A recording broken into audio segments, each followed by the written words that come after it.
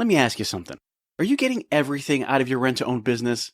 If you're not an A-Pro member, then the answer is probably no. Look, advocacy is A-Pro's bread and butter.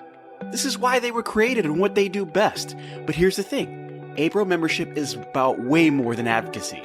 A-Pro connects you to the movers and the shakers of the industry, people who've been there, done that, and they can help you do it even better. A-Pro's monthly webinars give you expert insights and actionable takeaways. It's like having a masterclass for your business every single month. Got questions about complex regulations or sticky situations? No problem. A-Pro's legal hotline gives you direct access to experts who have got the answers. That's a peace of mind that you can't put a price on. And let's not forget the resources, news, updates, and tools that keep you ahead of the curve. Scholarships for your team? Check. Disaster relief when you need it most? Double check. A-Pro is your ultimate support system in the rent-to-own world. So stop settling for less. With A-Pro, members get more. More support, more connections, and more success. Head over to rtohq.org and join the A-Pro family today. Because in this business, more isn't just better. It's essential. See you at the top with A-Pro. Hello and welcome to the RTO show. I'm your host, Pete Chow. Today, you guys are probably going to know exactly who I'm talking about. Normally, I say it the other way. I say you probably might not know, but I think everybody knows who Jeraud Norman is, especially because you're a huge part of this show. You're a great sponsor, and we do appreciate that. But today, we're talking about something that we haven't talked about, I don't think, in any other podcast episode, and that is new blood. Because we've talked about it. And you guys know it. You guys know I have Jeraud on here because we say the same thing all the time. We are looking for that customer. We are looking to put down and grow our ranks. But where do we do it? We usually do it on the inactive list, on the paid out list, on the EPO list, and then every so often we go knocking on doors and something like that. Well, let's talk with Jeraud and say, how do we get him in here? Jeraud, you know a lot about this subject. You know a lot about what's going on in the space outside of rent to own and how to bring in that new blood. How do we do that? Man, first of all, appreciate the introduction, Pete. It's always a pleasure getting to speak with you and spend time with you in real life, even though we can't do this in person now. But so how do we get new people in? There's a lot of different things you can do with marketing. So first thing I would like to preference on is the way I say to do it isn't the only way to do it. It's just the way that I've been doing it to help people. So I don't do Google. There's some great people that do Google. You had Ryan Krass on. Great people, great team over at Wild Brand. So shout out to them. They can do a great job for you. If you're not already working with them, you got the market. But the way that I specialize in is helping people with Facebook and Instagram ads. And we can do some YouTube as well. And what I like to say about Google is it's definitely a necessary thing that you got to have, right? But when you're doing Google, it's more intent based. So yeah, if someone goes online and does one of those search key terms that you guys might set up, rent, furniture, or whatever the word is, I don't even know what the keywords these guys are searching for because I don't do search based marketing. But a guy like Ryan or even you, Pete, would know. You guys are competing with other folks to show up as one of the first few results, right? And that's Absolutely. Great. Yeah. So when people do that, they come through, right? But how many people are actually searching that? So when they search, there's intent, which is supposed to mean that they're closer to making a buying decision. Sometimes it is, sometimes it isn't. The difference is when you do Facebook, I consider that interruption-based marketing. So yeah, they didn't search for it, but if I show up with something that they want and I can grab their attention and they say they want that, it might be something they've been thinking about and just haven't searched about it yet. Like, I bought a new car last June and I've been wanting to buy a new car for some time. It just wasn't a priority until my son got on me. So I wasn't searching for a new car, but if the ad shows up and keeps not necessarily creating that desire, because the desire already has to be there. It's just to remind me, interrupt me of the thing that I want. Now it's like, okay, well, I seen this new couch, or I seen this dinette, whatever it is that you guys' top seller is. They give you their information. And then once they give you the information, you can have a conversation with them. So that's a way that we've been helping out rent to own for, I'd say, over 4 years now. Started off working with Premier dealers. We work with some Buddy stores, work with some Aaron stores. I don't know if we ran ads for them, but Buddy's, Premier, in addition to, like, we're working with American Rental. Shout out to Justin Burns and Mr. David Davis. We love Justin and David. Great Yes. guys. I love talking to Justin because when I talk to Justin Burns, he actually understands what I'm saying. When I'm talking about a marketing piece, when I'm talking about the production value of it, what I'm going after, Justin gets it. Just like Ryan Krause, like he said, he understands it. So what it sounds like you're saying is basically we are in the spaces that customers are at all the time. And the idea is to give them that reminder piece so that when the thought comes up, this is the first thing that they think of. So instead of saying, I'm going to Google something and get this on my first search, what I'm going to do is put it in their mindset. So the first thing that I'm thinking about when I'm thinking about furniture, when I'm thinking about rentals, when I'm thinking about home appliances, wait a minute, I've seen that ad from this rent-to-own company come up quite a few times. That's probably where I'm going to check first. Exactly. Now then, I'm giving you guys a secret sauce. Like my whole thing is give value. Value is created after the experience. So I can tell you exactly what I do. Now, granted, am I gonna walk you right through the Facebook Ads Manager right now? No. But at the end, if you reach out, I'll give you my free course so you can do it yourself. If you don't want to pay me or pay somebody else, and I'll be honest, in this industry, there's no one else that's going to do it like I'm going to do it. Same way I feel about Ryan doing his Google Ads. I can't do it like him. Just going to be honest with you guys. And if you don't like that kind of confidence, then I don't know what to tell you. But I'm just telling you the truth. Well, it's funny because I just saw something that Vox put out and it said the same thing. Sometimes when you're addressing a situation, you might come across people who are like, I don't exactly jive with that, or it's not the same thing. Here's the difference. If I'm not telling you something that's wrong, or I'm being offensive, or I'm telling you something completely off color, then it just might be that I have a different view than you are, and maybe it's something that you're not doing that maybe you should check. It doesn't mean that we're here to bump heads, but I don't want the yes people around me. I want somebody who wants to challenge my view. Now, does that mean that I'm going to completely take their word for it and go with? That doesn't mean that, but that means, hold on. Are they onto something that I'm not onto? Do they know something that I don't? And if I correct some of the things that I'm doing, or if I change some of the things that I'm doing, am I going to see what they're talking about? Am I going to get the value out of this that they're describing? And I think that's exactly what we're talking about here, guys. There's always that time frame where you do what you do because you know how to do it, but you also have to understand that that time frame has elasticity, and every once in a while you're going to start reaching those borders where you have to change. You're going to have to bring in something different ideas, different marketing types, and literally different viewpoints from everything. Because like you said, Ryan is going for somebody who's already in the market looking now. This is that future setup. And how important is that to start reaching out to people now so that when they do have that need, they're already your customer? I think that's huge, right? Because Facebook is twofold, right? Because one is, like you said, if you're getting in front of them and staying in front of them, it's so cheap to do. And we all have this, right? No matter, it's funny enough, someone's calling my phone. I'll look at it. But we always have that in front of us, right? So, guys are on Facebook, Instagram, sometimes LinkedIn. They're always there. So if you can show up where they're already at and you can grab their attention, that's one thing. The second thing is there's multiple ads you can run. You can run people to your website, which in all honesty, I don't really suggest that a lot, especially with Facebook, because you can get a lot of people there. And a lot of times the website's not going to convert at a high rate, but it's still a good option. What we do is we do what we call lead forms on Facebook. And you can send them to a landing page, which is cool. And the difference between a landing page and a website is, like we said, if we went to your buddies, so we'll use you guys for example, went to buddies.com, that's a website. There's so many tabs, there's so many this. People can get lost there, especially if they don't have the time. Like if you go to your Safari or your Chrome, how many window tabs do you have that you meant to get back to in your phone right now? Right? Let's not talk about that, Jeraud. I have quite a few. Me too, right? And with Google Chrome now, they inactivate them after 30 days. So then you got another window with a whole bunch of stuff. But then if you do a lead form or a landing page is basically, and one thing with rent to own too is like, stop trying to sell the whole store all the time, kind of focus on a product. That's something that I've been talking about for a while. And the guys who do it, I feel like they get a lot out of it. But let's say we're focusing on furniture. You guys, for example, there was a guy I worked with, and I don't know if you want me to say his name. So he's a buddies guy. We'll just leave it at that. Okay. I remember their first campaigns they did was recliners. I think it was their Father's Day last year. And the whole thing was focused on recliners. He had bought a ton of recliners, and I'm not saying we did all of the work selling them, right? Obviously, like I'm not going to take credit for his whole campaign, but we both agreed that the campaign was very successful in helping him sell a lot of recliners. So let's say if we had a landing page versus sending people to buddies where there's everything, on that landing page is literally just about the recliner deal. Or if we use the Facebook lead form, Yes. which allows people to make a landing page without having to have tech skills. It's the same thing. They saw an ad about the recliners.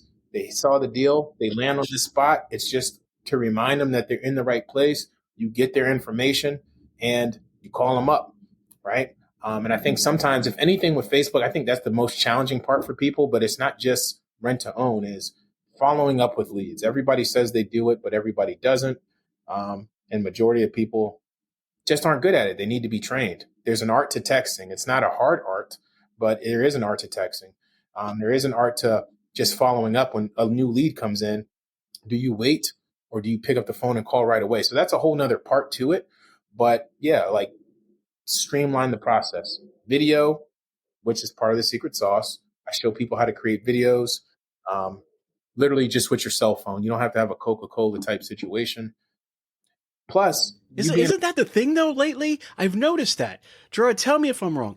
We have had for so long, and I hate using the words legacy media, but these big productions where somebody has a $50,000 camera and they're in front of all this stuff, and we've got to hire actors and extras and all this stuff. And then the content is slowly creeped down to your Facebook reels. You got your YouTube reels. You've got TikTok. You've got Instagram, where everything is done with some really good cameras, but they're all cell phones, and you have the ability to not only like edit it on the phone, but you can make some really good looking content that's very directly driven to the customers you're trying to reach in a short amount of a time, and they actually hold more value to the person that's watching than these big productions that cost $200,000.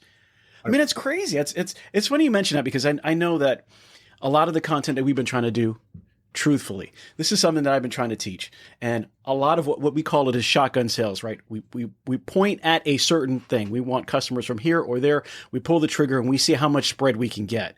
When the truth is, I think we need to close it down to more sniper effect. Like you said, let's dial into one thing and sell that one thing very well for a little while and then change. And that really helps when you have things that you're overstocked on, things on days like Father's Day, Mother's Day, Memorial Day is usually a big mattress day. I don't know why that is, but it's usually traditionally a big mattress sale day. And it's like, how do I focus in on those things? And you're saying it. That's just dial into a one thing or a set of things and display that as your primary goal.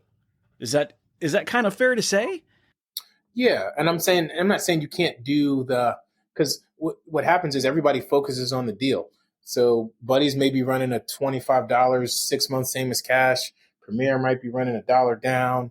American Rental could be running $10. I mean, and it's, I don't even know what Rent-A-Center's doing. So to the customer, it all sounds the same, but then it's almost like everybody's in a race to the bottom.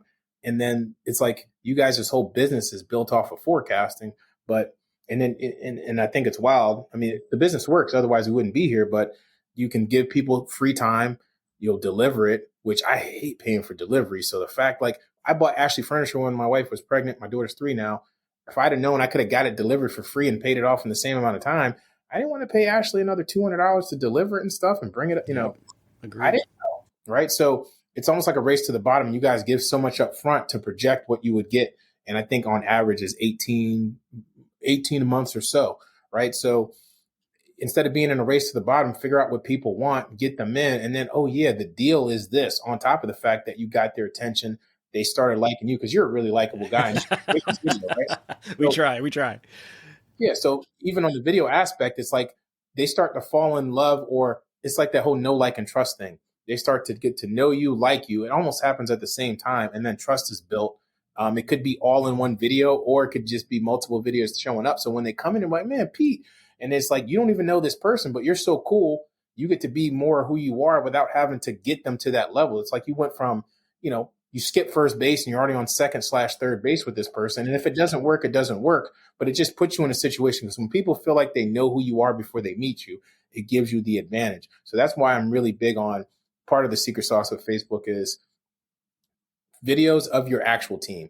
Like, you could do a good job of doing videos for all the stores, no matter what brand they are. But people tend to know you're not there. They just know, versus if you're in that market and they see you. And then what starts happening, you start going around town in that town that you're in, and people are just like, hey, I saw your video. And they're not always customers, but it's just like, that's a connection right there. And when they need something, you're now the guy. And it's so easy to do because it doesn't cost that much money. Not to mention, on top of that, if they didn't give you their information, there's a list of people that did give you their information that said they wanted something. And then that's when the follow-up game shows up, and that's a whole nother Right, right. Well, let me ask you a question. How, in your opinion, I mean, you're doing marketing, you're solid in it every day. I see the things on the Instagram posts. I see that you're always teaching and showing people how to get ahead. When you're talking about the difference between staged and realism, as far as your marketing concern is, how critical is it when you're doing this Facebook marketing to not be as staged and to be more realistic? In your professional opinion, is it a huge difference between how we go from I want to stage this and I want to know everything I'm saying and I got to be right on point to this is Pete. I'm selling you this sofa. This is Bob over here making some sales. Call us today. We will get you hooked up. If you don't know about it, we're going to sell you for free. We're going to get this done. We're going to deliver you for free. We're going to do no credit, yada, yada, yada. Come and see me. How big is that transition from like, I got to be reading in front of my teleprompter to let's just have fun with it. How big is that? super important. And again, that shows your levels because you freestyle that on the spot. Now, right now, granted, eventually you want to advance, but I think it's because the key word is social media. People are supposed to be social. So what's more social? You free flowing and them seeing what it's like. Again, the value is created after the experience, right? And that's part of the reason I'm here is to give value and you can experience and then you can decide you want whatever. Same thing when it comes to you guys. So if they get an idea of what it's really like to be around you or be around your team, it's almost like, well, damn, I want to be around those guys. You might even have people just coming in just because they just want to be close to you, which you guys just want people coming into the store. So I think it's important to seem more social. That doesn't mean that you don't create a script. Like we'll create scripts for people only from the standpoint of there's like certain things when you do an ad you want to do. The one thing I tell people never to do on social media ads, especially if it's to a cold audience, is tell people who you are right out the gate because no one really gives a damn. They want you got to understand who your audience is, what their problem is, and then you offer them a solution. And when you offer the solution, that's where you come into it. Like, so it's like your problem is you need a new couch, yada, yada, yada. However, we go down that and like, oh, by the way, my name's Pete. I'm down here at Buddy's. And if you need some help, man, I would love to help you. At least love to shake your hand, whatever, however it goes. So it's like, but if you do that in the very beginning, then you'll lose people and they don't get to see the naturalness, right? But they literally get to see what it's like. I think the rawer it is, the better. Obviously, there's certain things, but again, the script is just to make sure that you don't get out of order with how you deliver it, but we want you to be free. And the people who are the most free are the people who make the most sales. Because you think about it like this. If you did that video and I saw the ad and I wanted something, I lived in Florida, I give you my information. If you call me and I don't answer, what that know, like, and trust is allowing to build on is, hey, Pete hit me up, not Buddy's hit me up. Who's Buddy's? I don't even know who Buddy's is. Maybe I should know, but I don't. I don't know who any of these guys are, company name wise, right? But Pete hit me up. I saw Pete in the video. I like Pete. It gives you a better chance of increasing your follow-up percentages because now they're saying no to a guy they said that they liked versus just, I can turn on anybody's ad and we call it doing carousel. Where you take your best performing pictures or products, put them on Facebook, and it's like they can click 5 or 6 buttons and then just like give us your information. We can get really good cost per leads on that, but the follow-up typically for those folks is a little bit harder because there's no personalization involved, right? So I think it's super important, the point that you made.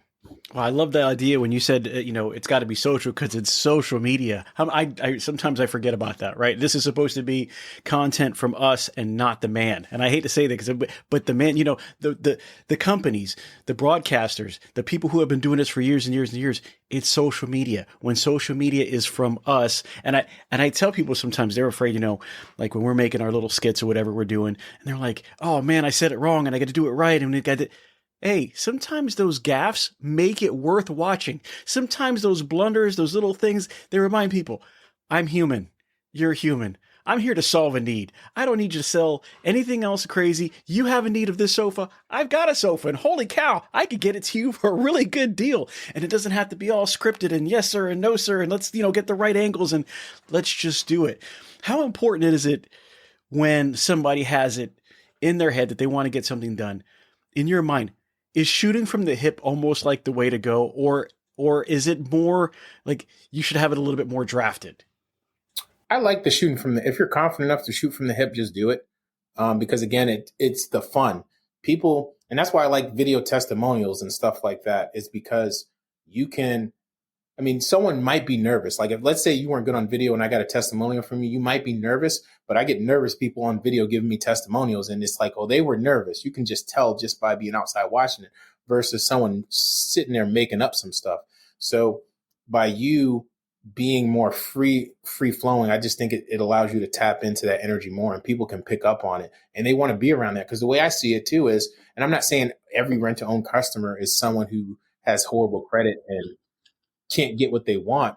But I would say a lot of people that you serve probably don't like where they work, probably don't like the people they're around. And if you can be the light in their day versus, a lot of people don't like their boss. So if they're at work and they don't like their boss, corporate, and I got to talk like this, I get off of work, I don't want to deal with something like that. And I got to buy something. I want someone who's going to be real and show.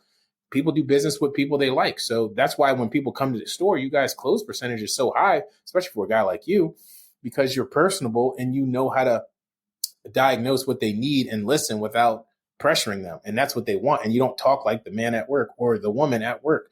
And that comes across in the ads too, when, if you're fun, because a lot of it's really just entertainment. Grabbing attention is entertainment. Now, does that mean you got to act like a clown? No, there's all different forms of entertainment. I mean, right. Scary movies, Game of Thrones, comedy movies, I don't watch scary movies at all, but you get what I'm saying. Like whatever your jam is, there's entertainment comes in so many different forms. So you have to entertain, educate, and then execute. That's kind of what happens in an ad. Grab their attention and get them through the finish line. And then, I mean, it's like clockwork, man. With Facebook marketing, now that it's become so prevalent, before it was like, this is Google. Now it's their social media. And now we're dialing in, we're on Facebook. When you're talking about somebody who can really make content versus somebody who's just new to the game, they're starting out and they want to get it done.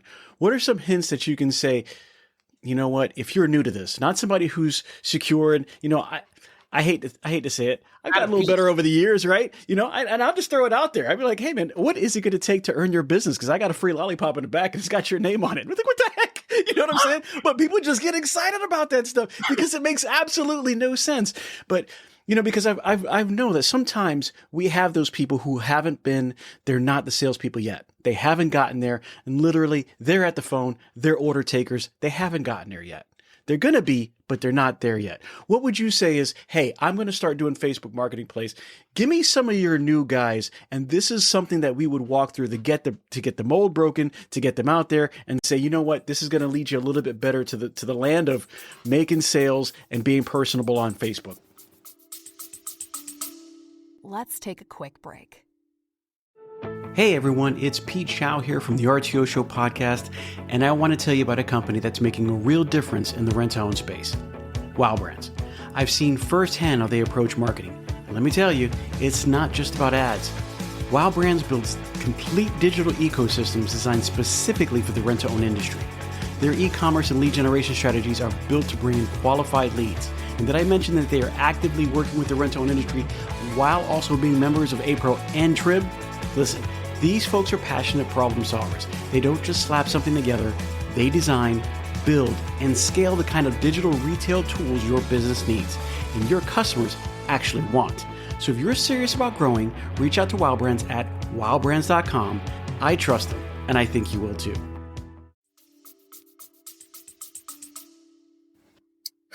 I like that. That's a great question. So first thing is those people are really great to be on video. If as long as they're willing to try it.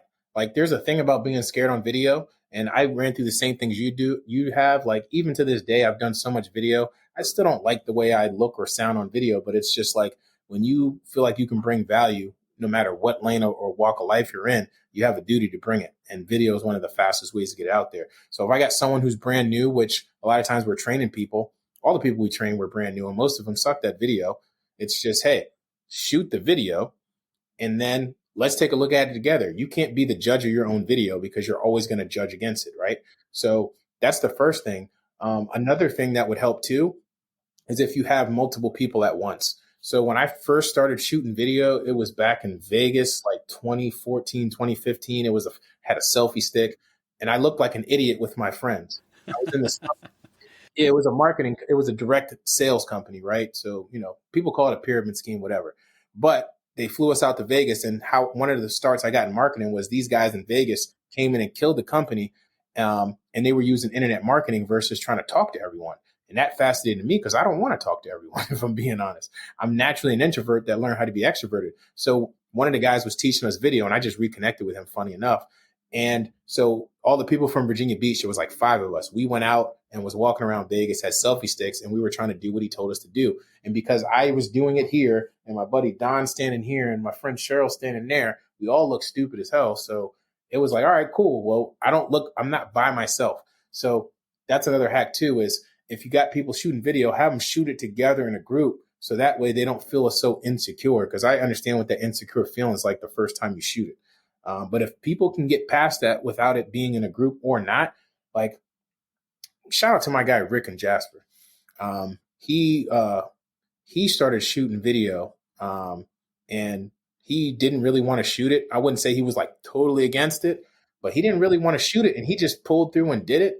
And man, he's phenomenal on video. And it's still him being himself. And people just come in and like, oh, I saw your video. And he started getting creative with it. Then he learned how to do some quick editing, which doesn't take long. So as long as someone's not totally against it, we can get it done. But if they're totally against it, it's okay, what's really holding you back? And then if they're totally against it, and if that's what you need as a store, are they technically the salesperson, or do they need to be in another situation? They might be an order taker if they don't want to do it. Which again, order takers can become salespeople, but they are not salespeople in the moment. So I think that some people, they get really confused, right? Because they get in front of the camera, and if they have that shy moment, I believe that they feel like they need to look like, a model or a Brad Pitt, or every line has to come out perfectly when you say it. And everything needs to be, the sun needs to come up and the car needs to come out and the explosion needs to, as I'm walking up, the explosion should go in my back door. And it's like, they're always looking for this perfection. And it's like, part of sales is being so relative to the situation. I am just a human being that is helping you out, doing the best that I can to help you find ownership in whatever product that you need. Period, point blank, that's the end of the story. And I love the idea of having your friends in it, or at least colleagues that you see every day, because I could do some weird stuff, but when I have somebody else doing weird stuff with me, it just seems a little easier. It just seems something that can be done. I also like the idea of just shooting, because I can tell you what, there is paralysis through analysis. And I have seen that so many times. Well, what do I do? How do I do it? Well, I got to make this look good. I've got to walk in. I've got to be holding this. I've got to say that. I've got to be, it's $20 a week and all this. Man, put a couple of bullet points together and roll that sucker and see how you end up. And I think some people will be really genuinely surprised at how well they do. Because personality is probably one of the biggest things that's lacking out there. And I think as we're scrolling up, down, left, right, you're looking for a personality in there that stands out to you. You're looking for that person that doesn't match the 50 other left swipes, right swipes, ups, down. But, oh, wait a minute. Why is this one different? Because maybe they're not trying so hard. Maybe they're just telling me they genuinely want me to be able to own some stuff by going to their shop, their store, their furniture outlet, and hey, get this, get that. I'm going to rent to own you. I'm going to take care of you. There's none of this stuff needed, and I can make it easy, if that's the greatest term for it. But I love this. So why Facebook marketing? So when you say Facebook marketing, because this is something that you excel at, what made you decide Facebook marketing is the place where I'm going to put myself and my business at to give those constant reminders as the situation moves up and go, hey, you know what? If I have this idea that I want to buy a sofa, I know how to make you the first person they think about. Why did Facebook stand out more than the other social medias? Or is there a rhyme to reason to that? Or do you just love Facebook and you're like, Facebook is where it's at, man? I personally do. I mean, it's weird to say. I personally am not a social media person. So, I mean, I know that you'll praise me. We'll text me, be like, hey man, great job. And I'm somewhat inconsistent, but then there's two sides to social media. Is the organic side, which is the natural posting. Then there's the running the ad. So if you get a good ad, granted, you do want to have posts on your page, but no one really ever sees them, to be honest. The ad's going to keep running and it's going to show people, right? But how did I pick Facebook? When I decided to get into this marketing thing, there was plenty of options. There were SEO, there was Google, there was Facebook. And I never really watched ads on Facebook, or if I did, I didn't know. And then one day my mentor showed up in my news feed on an ad, and I'm usually never on Facebook. And I actually watched it. And then when he got there a week before, I thought to myself, if I ever can help people keep getting clients, I'll never be out of business. Plus, I started off as a sales guy. So I don't like when people just say you're a marketer. I'm not. I'm like the whole package when it comes to, I understand each side of it. Have I ever sold in a store like you guys know? But I definitely understand the online process, and I know how to sell in person as well. So when he showed up, I was like, that's exactly what I said I wanted. Funny enough, how it showed up in my news feed. And then when I got with him, that was the doctrine that he was preaching. And I understood it. And I was like, well, there's not as many people doing this. Now there's a bunch of people doing it. But the reason why I decided to stay there was because I honestly and truly feel it's the fastest way to grow your business. Does that mean that you shouldn't use Google, shouldn't use SEO? I'm not saying any of those things, because some of the Google and SEO guys will be like, oh, don't use Facebook. Facebook's no good. They treat it like a stepchild, or even worse than a stepchild, which I don't even know that is. They treat it like a homeless person, right? They act like it's the worst thing in the world. But to me, it's the fastest way to grow your business, because I think there's advantages Google has over Facebook, and then there's vice versa. So the advantage with Facebook is on Google, you can't do a video unless you market on YouTube, which is an extension of Google, right? But on Facebook, you can, or Instagram, you can. So it's almost like, again, it's inviting you to see who I am and know what I'm like, to know who I'm dealing with, versus on the other side, I'm looking at all these reviews, which reviews are great. I'm going to the website to give you my information. I don't know who I'm talking to next unless they outline the journey like that, which most of them don't. But I get an idea of who I'm dealing with before I even make a decision. And I'm like, man, I like that guy.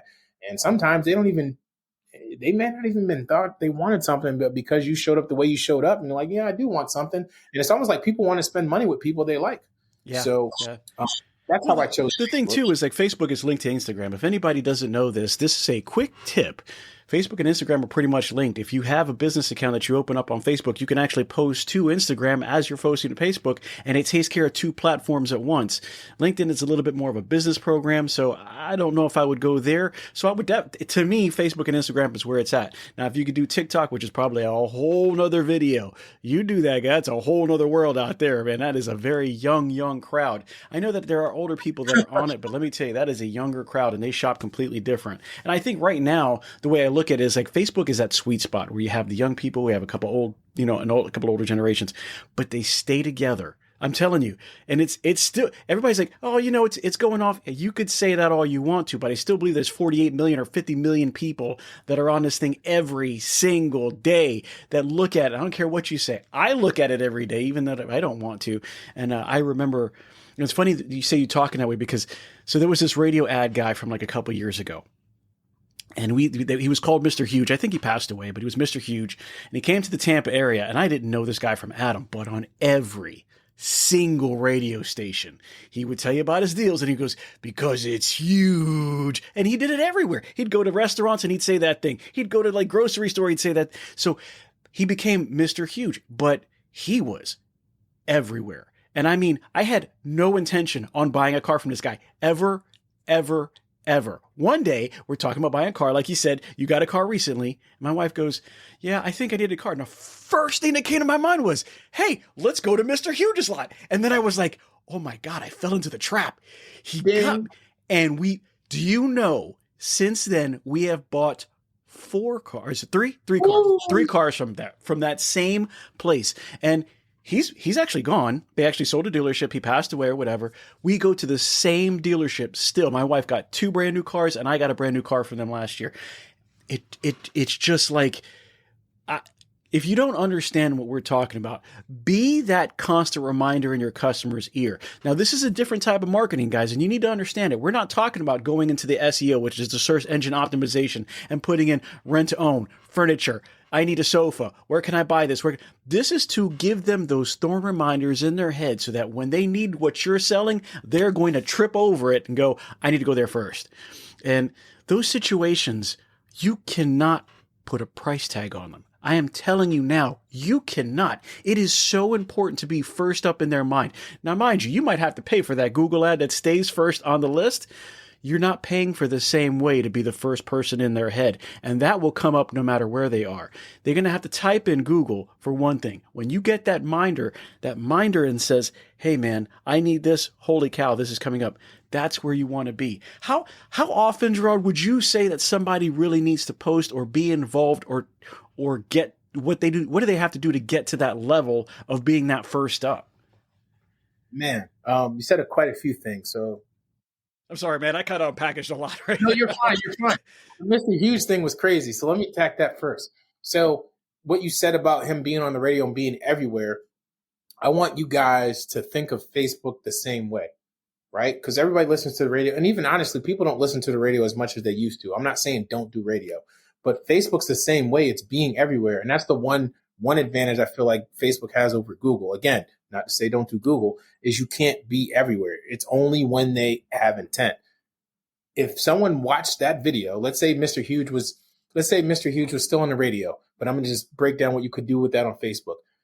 If you listen to 3 seconds of that ad, which that's a little bit of time, all the way up to the entire thing, I can make sure that he shows up everywhere.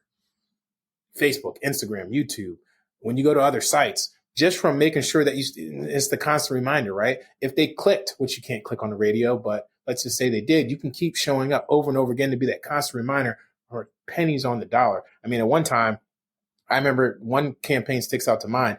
Every time this lady spent 17 cents, she was getting in front of another person.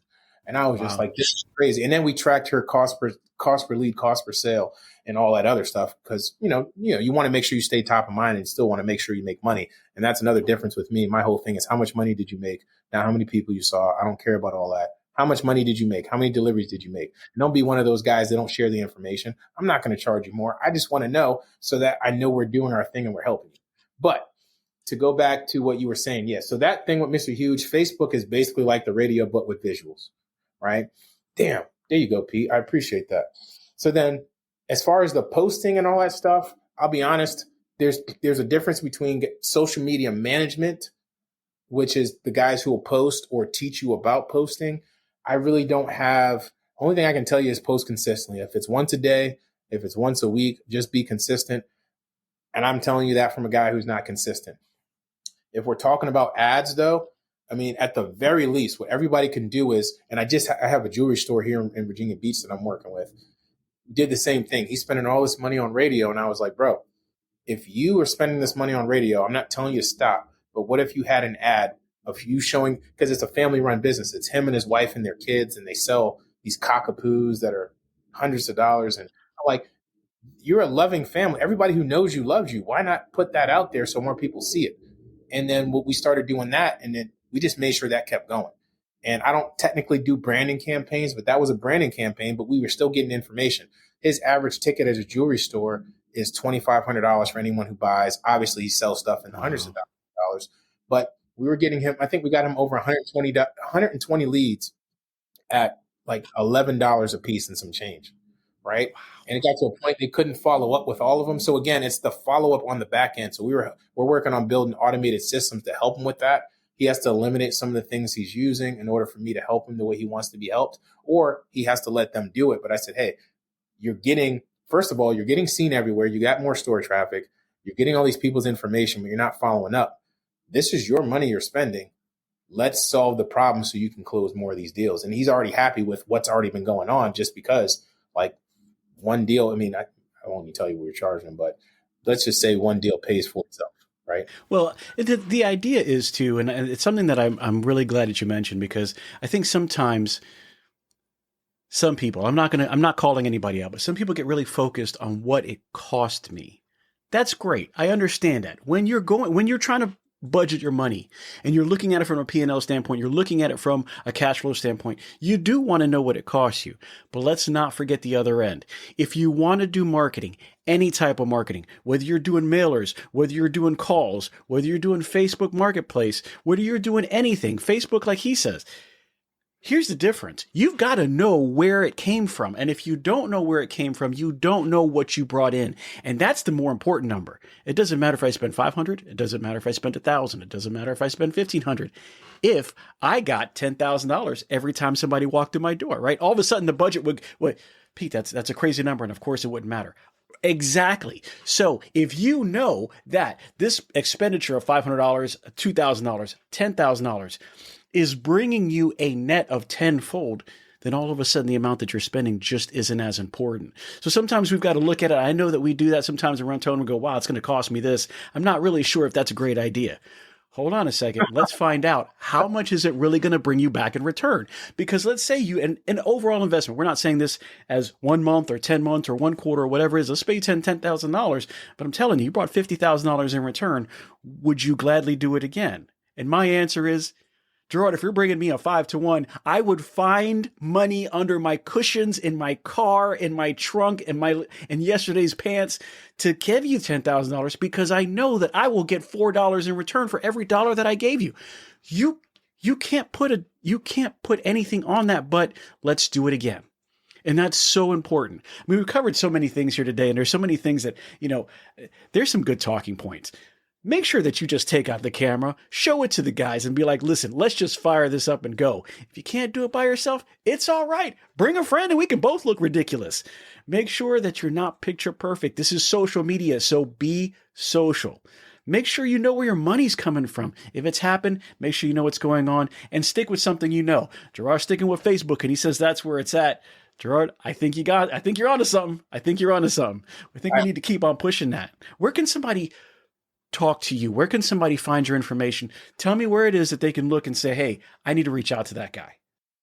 I would say, if you're on LinkedIn, it seems like it seems like more like the directors and C-level guys are on LinkedIn. You can link, or you can just reach out, Jeraud, Jeraud at JeraudMarketing.com. That'd probably be the best thing. On my social, again, I'm not consistent with posting. We're working on that, but I've been saying that every year for 7 years. So I just like posting pictures about my family and what we're doing and my transformation journey more than I like talking about the other stuff. So, there was one other thing that you had said. When it comes to the video thing, one quick tip is I teach people how to do ChatGPT. I'm going to start doing free live classes on that. I haven't decided a date, but when it comes to the script, you can literally get a script in seconds and then you can decide, because trying to figure out if you should pop in and out of this door, if you should pop out of a dryer, if you should put your phone in the daggone, that's a lot to think about and that'll psych you out. So ChatGPT or AI, whichever one you want to use, will help solve that problem. And then the last thing before we go, I have to touch on that thing you said with the tracking. I think it's weird to me, and I don't know if that's the right word, but I'm just going to go.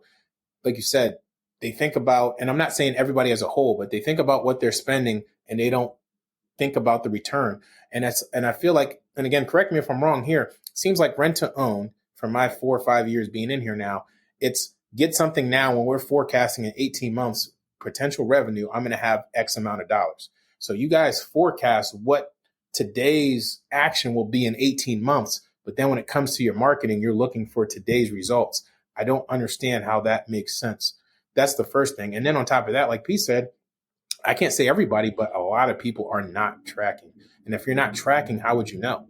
I've had people that are doing a whole bunch of things and say, I don't know what thing to stop because I don't know what thing's working. And then I got some people who aren't going to do a thing because everybody else isn't doing it. But it's like, for instance, like I was talking to a store yesterday, and it's the last example I give. She had 117 leads. Funny enough, it's 117 I remember because I was doing a consultant call yesterday. 117 leads, spent about $567. And she had, I think she said she got a hold of 85 people. So another thing people don't track is their contacts. Wow. That's actually a lot of contacts. Yeah, it's like 72%. And I'm like, yeah, that's a lot of contacts. Yeah. That's awesome, right? So she got a hold of that. And I was like, well, how many did you close? And she said, out of that, I closed 22. I'm like, cool. And then she said, but there's 22 more that started filling out the application and just aren't ready. So these are future sales. So I said, if we just stick with the 22, how much in potential revenue did it bring? And she's like, ballpark 3,300, right? And I was like, damn. All right. So you spent 567 to make 3,300 this month. She's like, yeah. I was like, that's freaking awesome. I said, now, how long do they stay with you? She said 18 months. I said, on average, how much do they pay? About 150 each for her store. And I was like, so after 18 months, that's about 59,800. These numbers are fresh, right?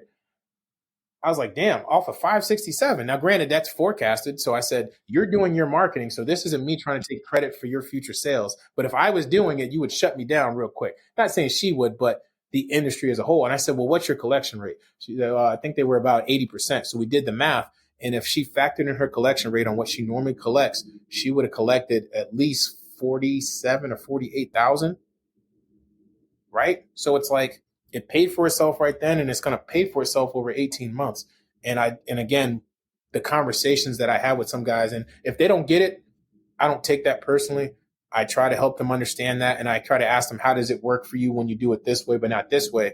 But I'm not looking to work with everyone. So that's part of the reason I want to give this stuff away, because I don't want anyone to suffer. I created this course to help local business owners, and you guys are local business owners. But if you don't get the ideology and you don't want to spend money with me, that's fine. Find somebody else if you don't want to do it. Well, it's something that you're saying is great, because not all fits are good fits. And we have to make sure that you're comfortable with it just like we are. But I think something else that you said, going into these final thoughts, is there is an understanding that you have to sell. It's what we do. There's only 50% of the business that we do each and every day, and that's either renting or collecting. That's what rent to own's about. But this is the part that sometimes I think we forget. As we call people for marketing, as we learn the marketing strategies, and as we go forward, this is what happens. I want to pay for something. They put something out there, and I get a lead. If you guys don't understand, I want to make sure that we have to understand that is that as business owners, as people going through, we have to take accountability for certain things as well. You're paying for a lead. I'm paying for somebody to look at this ad and call me and go, hey, what's going on?